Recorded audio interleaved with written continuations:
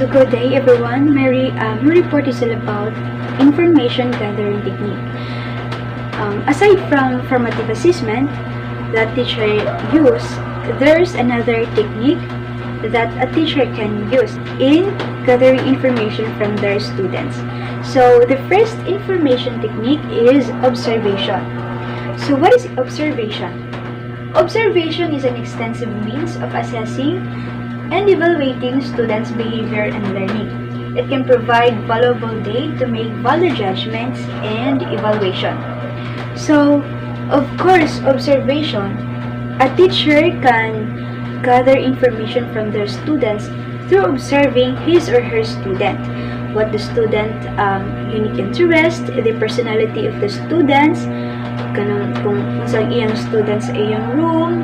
So, through observing his or her student, makagather siya of information.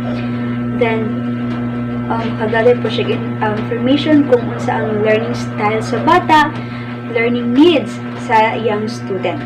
So, muna siya, usa sa technique in gathering information. Next is checklist. A checklist can give valuable information about the students know and can do against a set criterion. They can also be used by students as means of self-evaluation. So through this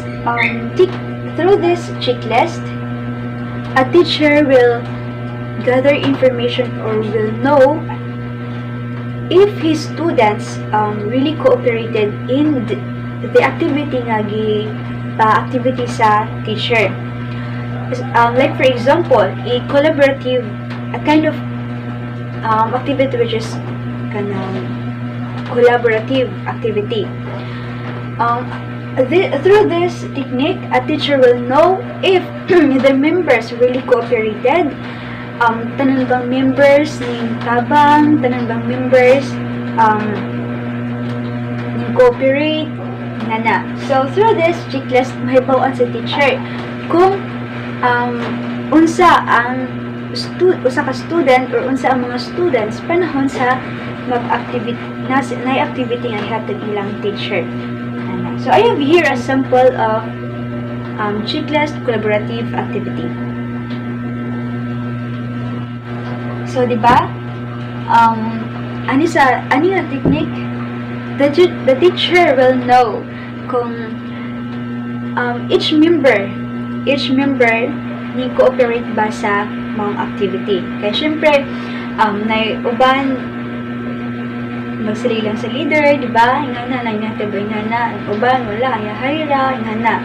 So, through this, may bawang sa teacher. May bawang kung kada member ba hitabang sa mga activity. So, next is self-evaluation. It is important for students to assess their own performances against set criteria. The teacher is informed of what the students consider as their strength and weaknesses. So, self-evaluation from the word self and evaluation, diba?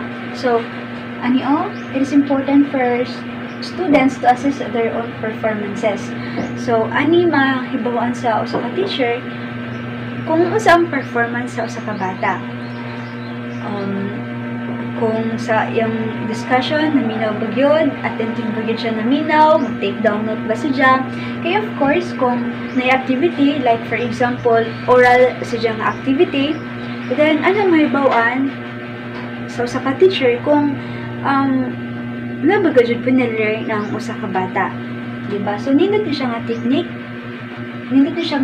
kay each student man na evaluation sheet. So, mahibawaan sa usa ka teacher kung unsa ang mga strength and weaknesses sa usa ka bata every time mag-activity siya, especially mga performances like oral performance ba siya, oral activity. Then, motto siya. The next is anecdotal notes. It is a teacher's narration about significant student behavior. So, ani nga technique, ang teacher mo hatag og comments or feedback about sa iyang mga nakita sa usa ka student, behavior, personality or behavior sa student sa iyang klase, unsay kanang mga need pang i-improve sa usa ka bata. So ani, through this technique, ang teacher mohatag og feedback sa usa ka personality or performance sa usa ka bata sulod sa iyang klase. Muna siya sa anecdotal notes. Narration about significant student behavior. So, masabtan naman, no? The next is portfolio. It is a compilation of students' work that creates a picture of a student learning growth. Through a portfolio, the teacher is able to see the progress of each student and the areas of learning which need attention. So, it is a compilation of the students' work. So, di ba nakagaman ang tag-portfolio way back in high school, di ba? Ang mga activities atong gi-compile, then gisulod og folder, then ipasa sa teacher. So, through portfolio, makagather may baon sa mga teacher kung no by progress ang yung student every time ang mga activities siya. Then, ang isa makita sa portfolio kung unsa pa ang mga need i-improve sa usa ka student. Diba? So, next is rating scales are useful for gathering information about students' learning. Rating scales are created according to predetermined criteria. Rating scales can use numbers, word, phrase, or letter scales. So, through these rating scales, nakoy pakita ninyo nga sample rating scales sa class reporting. Hindi po din siya nga technique kay syempre maka-comment ang teacher kung sa pa mga need i-improve sa student, di ba? For example, atong sa class reporting, through this scale, maka-comment ang teacher kung sa ilang report na pa need i-improve. So, mo siya.